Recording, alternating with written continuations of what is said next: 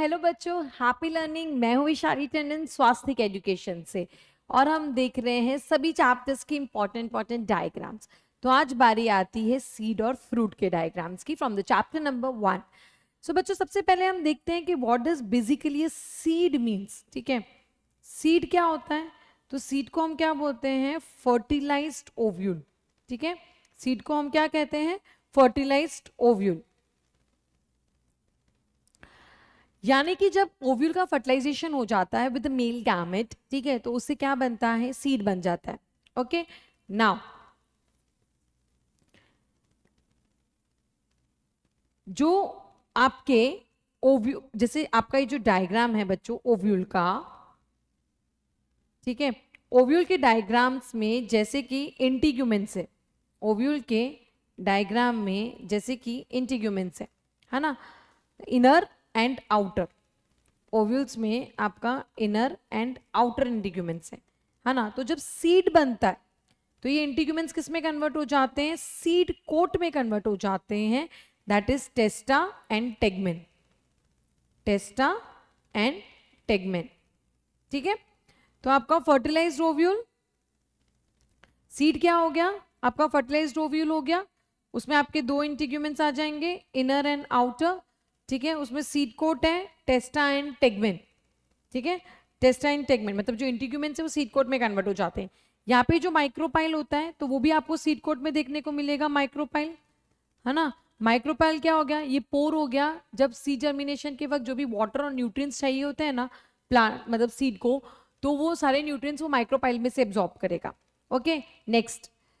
उसके बाद अगर मैं बात करती हूँ यहाँ पे हाइलम की, ठीक है, तो आपको सीड कोट में बच्चों हाइलम भी देखने को मिल जाता है। तो सीड क्या है? एक फर्टिलाइज्ड ओव्यूल है। तो जो ओव्यूल का स्ट्रक्चर था वही जनरली सीड का स्ट्रक्चर बन जाएगा।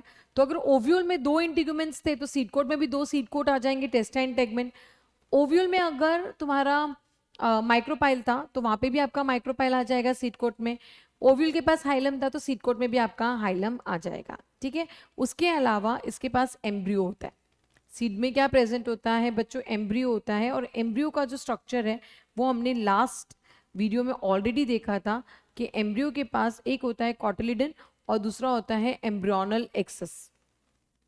ठीक है, दूसरा होता है एक एम्ब्रियोनल एक्सेस। ठीक है, तो बच्चों यहाँ पे आप देख सकते हो ये है आपका सीड का diagram. You can clearly see this diagram seed का, है ना। तो देखो ये दो कॉटिलिडन्स हो गए। यू कैन सी हियर ये जो है आपका ये माइक्रोपाइल है, ये स्कार है। Okay, hilum. Okay, you can see here another example of the seed. यहाँ पे भी आप देख सकते हो ये सीड कोट है। यहाँ पे ये साइड में सीड कोट के अंदर ये आपको एंडोस्पर्म देख रहा है। अब जिस भी सीड्स में एंडोस्पर्म होता है, जिस भी सीड्स के अंदर एंडोस्पर्म होता है उसको अपन एंडोस्पर्मिक सीड बोलते हैं। उन सीड्स को अपन क्या बोलेंगे? Endospermic seed. जिन भी सीड के अंदर एंडोस्पर्म होगा उनको हम क्या कहेंगे? एंडोस्पर्मिक सीड्स बोलते हैं, है ना। मतलब उसमें क्या होता है, जो एम्ब्रियो होता है उसने सारा का सारा एंडोस्पर्म कंज्यूम नहीं किया होता है, तो उसकी वजह से उनके पास एंडोस्पर्म प्रेजेंट रह जाता है। Okay, they also have cotyledons. Cotyledons के अलावा एंडोस्पर्म है। तो देखो पहले बाहर सीड कोट आ गया, फिर एंडोस्पर्म आ गया, फिर कॉटिलिडन हो गया। तो आपको इस तरह से याद रखना है कि सीड कोट बाहर, फिर एंडोस्पर्म, और एंडोस्पर्म के अंदर तुम्हारा क्या रहेगा? कॉटिलिडन प्रेजेंट रहेगा। Okay, on the other and you can see here cotyledon की नीचे वाली एक्सिस को हाइपोकोटाइल बोल दिया, दैट इज रूट एक्सिस। और यहाँ पे आपका डायग्राम थोड़ा सा दूसरा दिखाया हुआ है साइड से, that is shoot apical meristem ऊपर शो किया है, थोड़ा और डिटेल डायग्राम। तो आपको ये डायग्राम याद रखना है, ये आपको लेबलिंग के लिए आ सकता है। ओके, नेक्स्ट इधर भी देखो सीड कोट, यहाँ पे नीचे की तरफ एंडोस्पर्म है, देन ऐसा स्पाइरल शेप का जो है वो कॉटिलिडन है, फिर नीचे की तरफ shoot apical meristem, hypocotyl root axis and root tip. Very simple. ये मोनोकॉट का है तो आपको pericarp, pericarp is your fruit wall. ठीक है, pericarp is a fruit wall.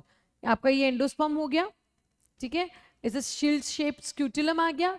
ये कोलेप्टाइल पिम्यूल रेडिकल और कोलोराइजा तो हम ऑलरेडी देख चुके हैं। तो ये थे बच्चों आपके 4 डायग्राम सीड्स के जो आपकी बुक में मेंशन किए हुए, और ये चारों डायग्राम आपके लेबलिंग के चलते बहुत ज़्यादा इंपॉर्टेंट है। ओके, नाउ नेक्स्ट टॉपिक हम लोग ले लेते हैं बच्चों फ्रूट। तो जो ओवरी होती है वो फर्टिलाइजेशन के बाद किस में कन्वर्ट हो जाती है? फ्रूट में। तो जो ओवरी की वॉल होगी जो ओवरी की वॉल होगी वो फर्टिलाइजेशन के बाद किस में कन्वर्ट हो जाएगी, फ्रूट वॉल में। वो फर्टिलाइजेशन के बाद किस में कन्वर्ट हो जाती है बच्चों, फ्रूट वॉल में कन्वर्ट हो जाएगी। Okay, and the fruit wall is called as pericarp.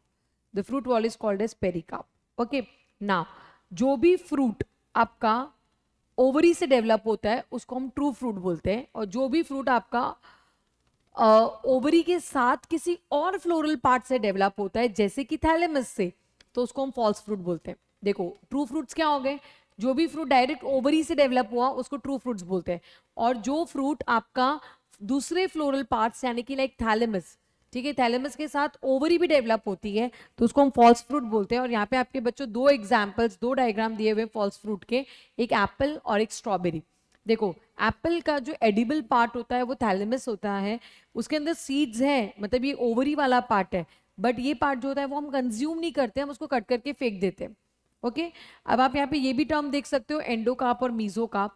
तो बच्चों जो आपकी फ्रूट वॉल होती है, जो पेरिकार्प होता है, that pericarp is generally divided into 3 parts, epicarp, mesocarp और एंडोकार्प, है ना, इसके 3 लेयर्स है।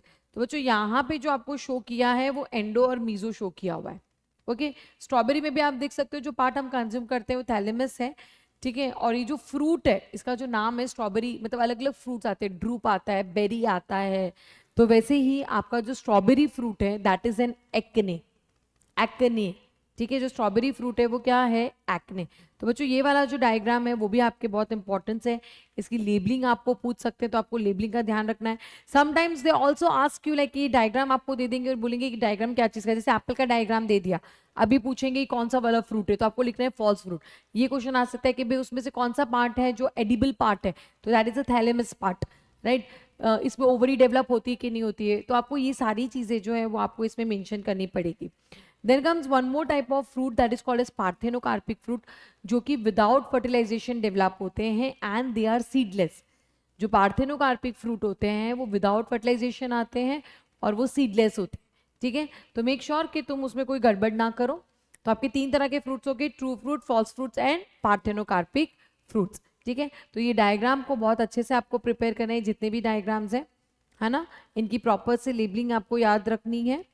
ओके, चलो, तो आपका ये वाला जो टॉपिक है, मतलब इस चैप्टर के, चैप्टर नंबर 1 के जितने भी इंपॉर्टेंट डायग्राम्स थे बच्चों, वो सारे डायग्राम्स मैंने कवर करवा दिए हैं। अगर आपको फिर भी किसी डायग्राम में कोई भी प्रॉब्लम होगी तो you can always ask me. One more thing, ये जो डायग्राम है ये डायग्राम आपको ड्रॉ करने के लिए नहीं आते, सिर्फ लेबलिंग या आइडेंटिफिकेशन के लिए आते हैं। So stay tuned for the next video, और अगर वीडियो अच्छा लगा तो like, share and subscribe to our channel. Bye bye.